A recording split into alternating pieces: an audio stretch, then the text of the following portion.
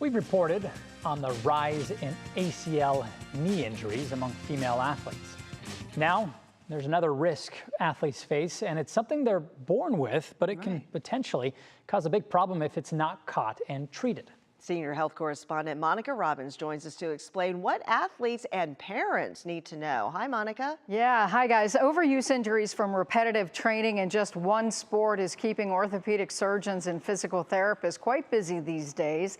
It's an issue that can be fixed with rest and cross-training, but anatomy, that's a different story.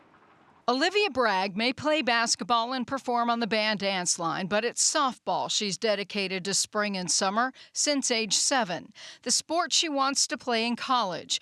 But freshman year of high school, something felt off. I started noticing there was like a pain in my hip, like when I would go up during my pitching and I would land, it was like something was like pinching in my hip.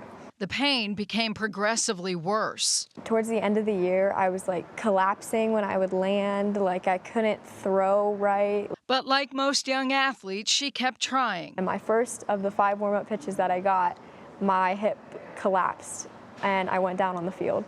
And I started crying and my dad came out of the dugout and I was like, Dad, like something just tore in my hip. She wasn't wrong. Doctors diagnosed Olivia with what's becoming an increasingly common condition in female athletes called impingement. It's related to her anatomy.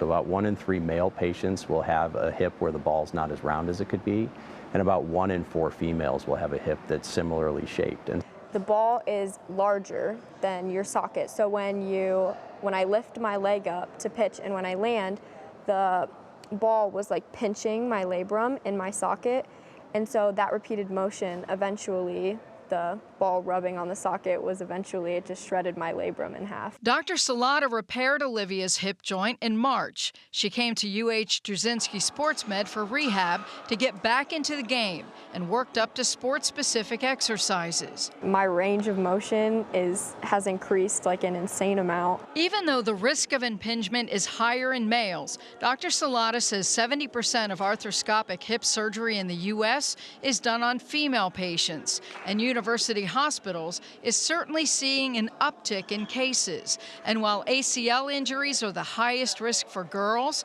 hip injuries are second, and the two may be connected. patients that have hip impingement have been shown to have a higher risk of tearing their ACL.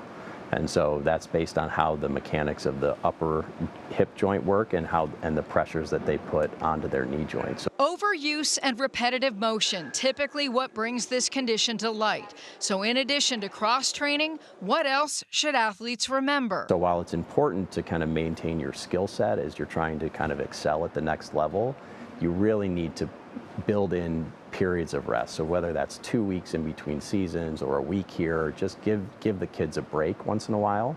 Also, the kids need to listen to their body. If something doesn't feel right, it's probably not right.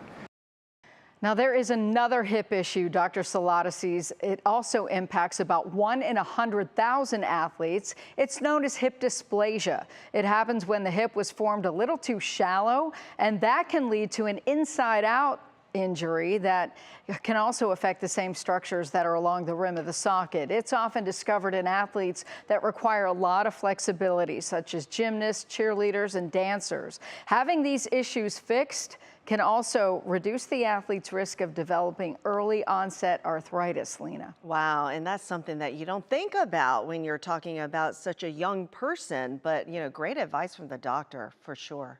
Monica, thank you. Sure.